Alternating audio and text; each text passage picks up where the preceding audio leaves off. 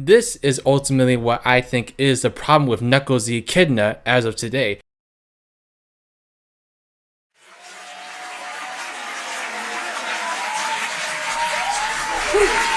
Hello dear beautiful humans, my name is RidersDX and welcome to another rendition of Late Night Riders. Now you might be wondering, why do I have my intelligent glasses on?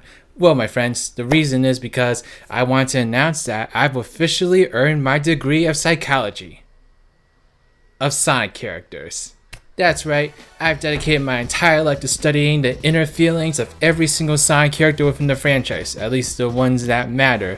So, I got this initial spark of inspiration when I made my video on Shadow the Hedgehog, which was titled The Problem with Shadow the Hedgehog. And that was a really fun video actually. I really enjoyed going through Shadow's entire history and kind of going through what I loved about his development and what I didn't love. And I really got to discuss what makes Shadow the Hedgehog and why he's become such an appealing character within the franchise. And so it got me thinking, wouldn't this be cool to do with other characters within the Sonic series? And so the next character we're going to be talking about today is none other than the great Knuckles the Echidna, who by the way is the son of Metal Duckles. I will say though that there's something about Knuckles nowadays compared to before that I'm not exactly a big fan of. This is ultimately what I think is the problem with Knuckles the Echidna as of today. But to explain why Knuckles as of now is not really what I consider the true form of Knuckles, let's go back to the very beginning and kind of see just how Knuckles was developed and how he became such an endearing character within the Sonic franchise.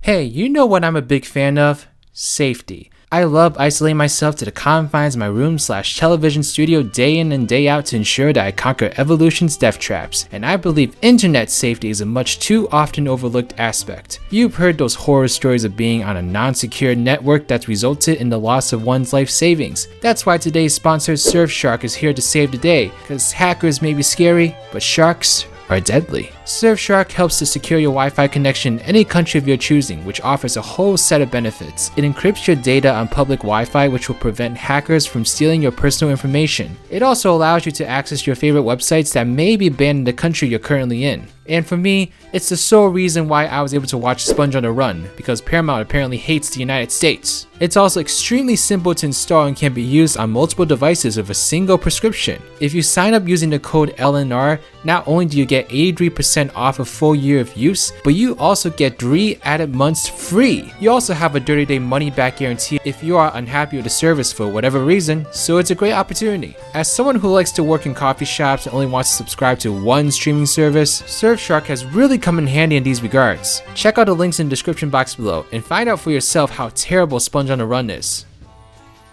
It was actually really disappointing. I'm gonna go cry to my mom.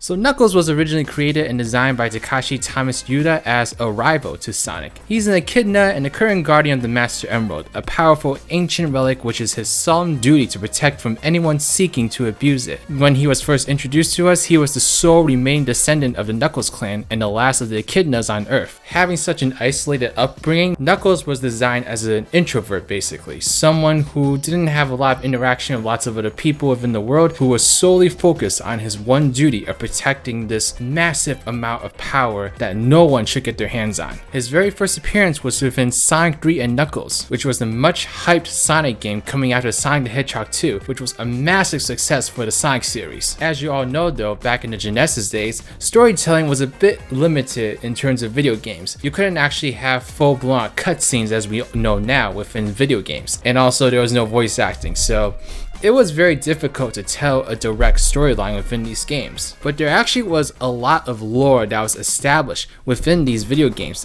even during this period, and that was because of pretty much any other kind of media you could get your hands on. The main thing is the game manual. Yeah, you guys remember those? I know that manuals aren't really a thing anymore, but they used to be one of the most important aspects in terms of storytelling within video games. That really is the only reason why we even knew that Knuckles was the guardian of the Master Emerald. Otherwise, looking at the very first scene within Sonic 3 and Knuckles, you would have just thought that Knuckles was a thug that was just fooling around with Sonic for fun. No, the game manual manuals told us what Angel Island was, who Knuckles was. It told us about Dr. Robotnik's plot to steal the Master Emerald to ultimately help him take over the world. Knuckles being the first rival to Sonic design would set the foundation for many rivals that would come afterwards, including Shadow the Hedgehog. He had a very cool composure to him, I guess you could say, and also a really unique design from both Sonic and Tails. Overall, he was kind of seen as the cool guy, a bit of a badass, I guess you could say, although unfortunately a little bit gullible, falling for Dr. Robotnik's tricks within the very first time he appeared. But this foundation, while it was simple, it was the beginning of a character that would become really prominent within the Sonic franchise from here on out, and it would also become the beginning of the appeal of rivals within the Sonic series, and also just the appeal of Knuckles overall, and really gave him the support to have his lore be further explored in games afterwards. But before we get into the big meaty games that really helped to tell Knuckles' story, Knuckles made a whole bunch of other appearances in between Sonic 3 and Knuckles and Sonic Adventure. I'll always be a big proponent of the use of Fedora in the Sonic OVA.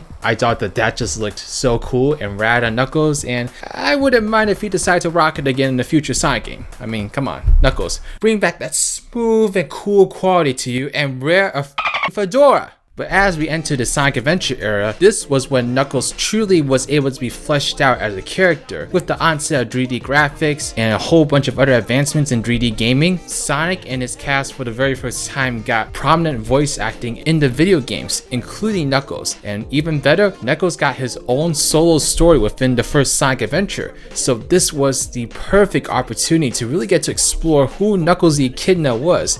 And that we were able to do. So just like 3 and Knuckles, Knuckles was portrayed as a loner who stuck very closely to his main goal, protecting the Master Emerald. As a result, he had minimal interactions with other characters in the first game, only really doing so when it was related to his duties. His gullible nature was still a factor as well, as Dr. Eggman manages to trick Knuckles again during Adventure, which results in a very key moment within the plot progression.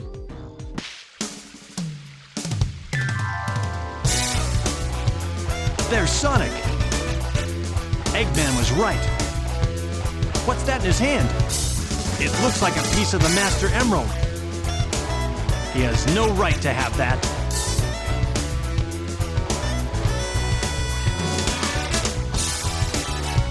Hey, Knuckles!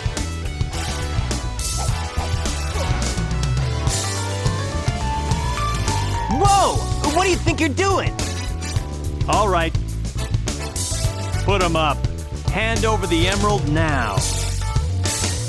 That's not gonna happen, buddy!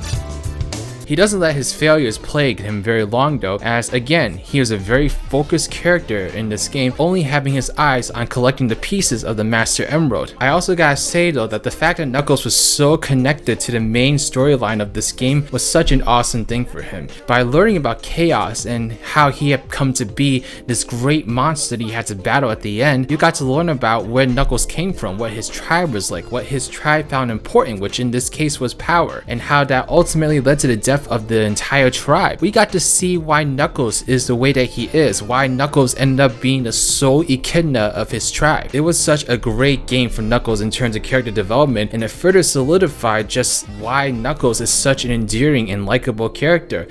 It's up to me to find the missing pieces of the Master Emerald. It won't be easy. Pieces flew off everywhere. Guess I better start looking anywhere I can.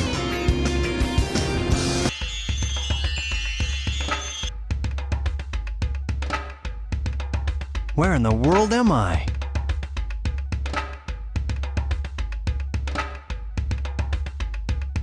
I don't remember being here before, but something about it is familiar. I'll probably be on this floating island forever, guarding the Master Emerald again. I may not know the whole story behind this, but perhaps it's better that way. I'm at peace once more. He may have his moments where he's not the brightest bulb in the batch and can have a naive nature to him due to his limited interaction with other characters. However, Knuckles' heart is so pure and he only wants the best for the world, which is why he dedicated himself so strictly to protecting the Master Emerald, because he knows that in the wrong hands, that major source of power could cause so much destruction. And this is one of the main reasons why Knuckles is such a great character to me, because basically his motivation is in the right place. However, I feel like his nature and his motivation and determination to do his job has resulted in him not being able to meet some of his other needs, some of his more social needs. So that's why when we came to Sonic Adventure 2, it was very interesting to see Knuckles interact with a particular character quite often. Rouge the Bat. Knuckles was still the focused guardian that we saw in Adventure 1, but now he had Rouge to exchange words with. Just let it go. You just don't know when to give up, do you? What are you talking about? That emerald's mine. You got that? The Master Emerald contains special powers that neutralize the energy of the Chaos Emerald. That makes it very powerful. What the? What? Thief! Look who's calling who a thief.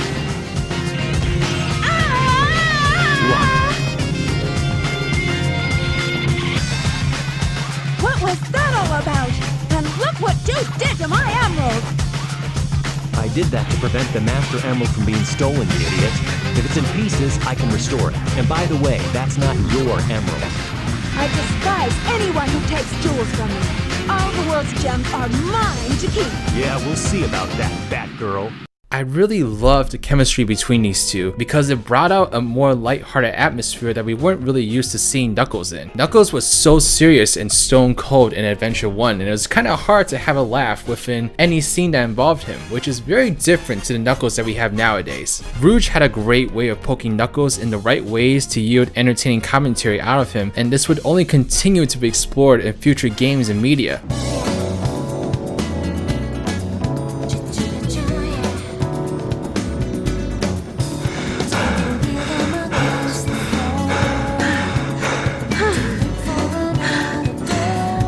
Stop fooling around and give me back my emerald. What are you babbling about? Call yourself a hunter, attacking a lady? Shame on you! What kind of lady goes around stealing gems anyway? Those belong to me! What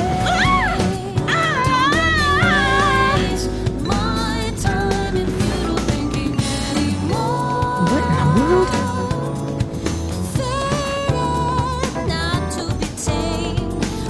Keep your hands to yourself. Don't touch me. Is that how you say thanks to someone who just saved your life? Saving my life. Don't think I owe you one. You just wanted to hold my hand, didn't you? That's why you saved me. You're such a creep. This isn't a joke. Think what you want, Batgirl. I was saving the Master Emerald.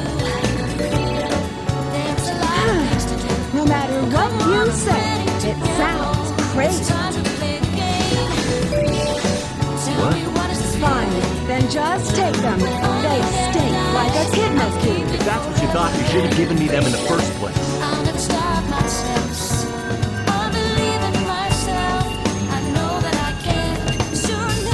Finally. What? I'm sorry if I hurt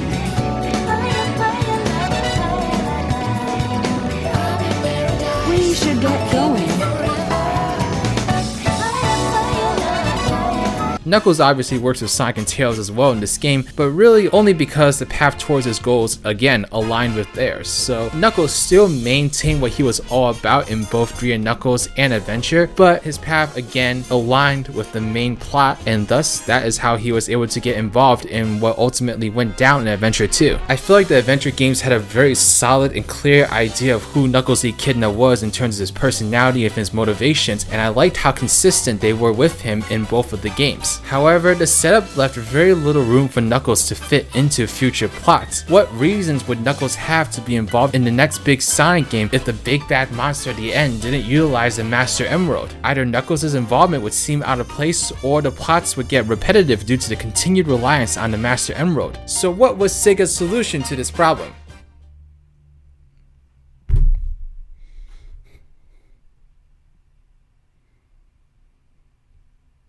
What? I'm ignoring the question.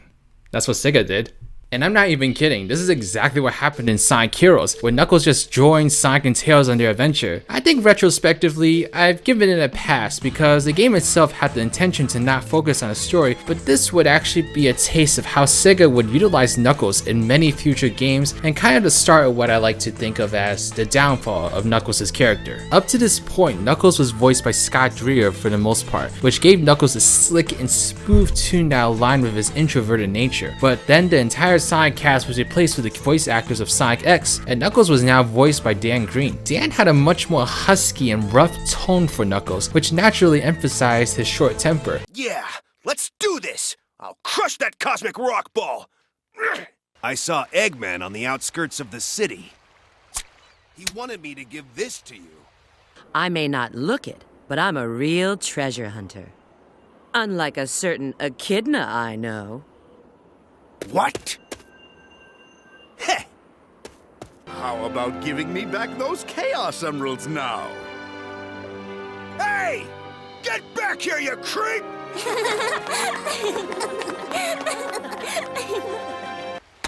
Huh, he's pretty cocky.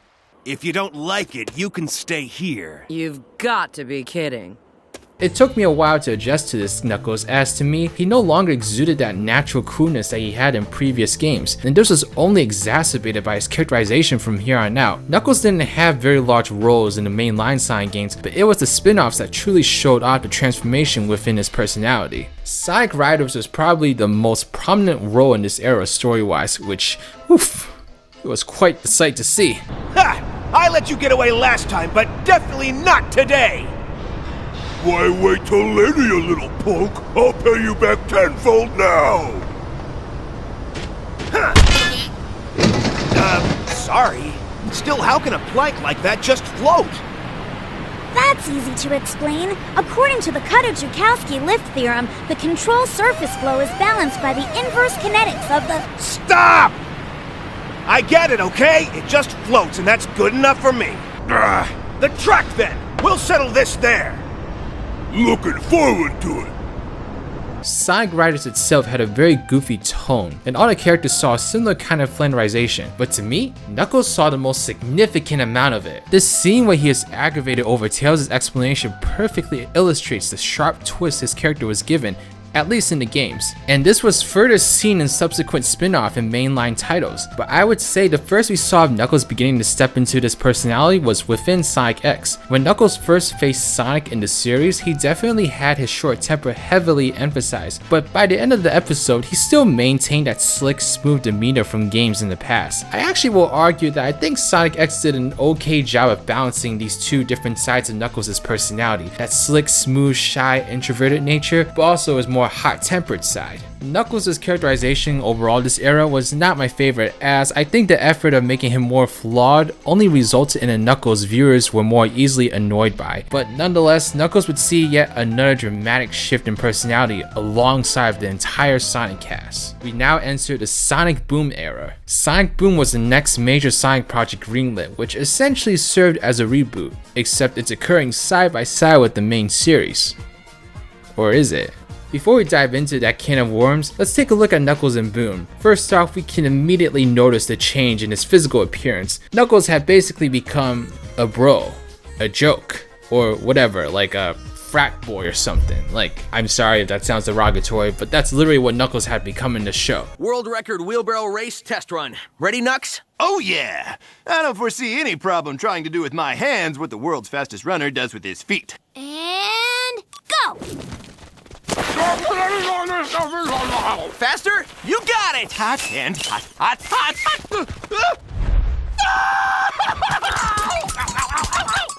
hot! See, your first mistake was going to Sonic for advice on women. Or as I call them, the ladies. What women want is someone who's manly. Let me write that in my Hello Doggy journal. No, dude! Manly! You gotta lift weights, eat red meat, take up woodworking. That's what they want. Ooh, let me see.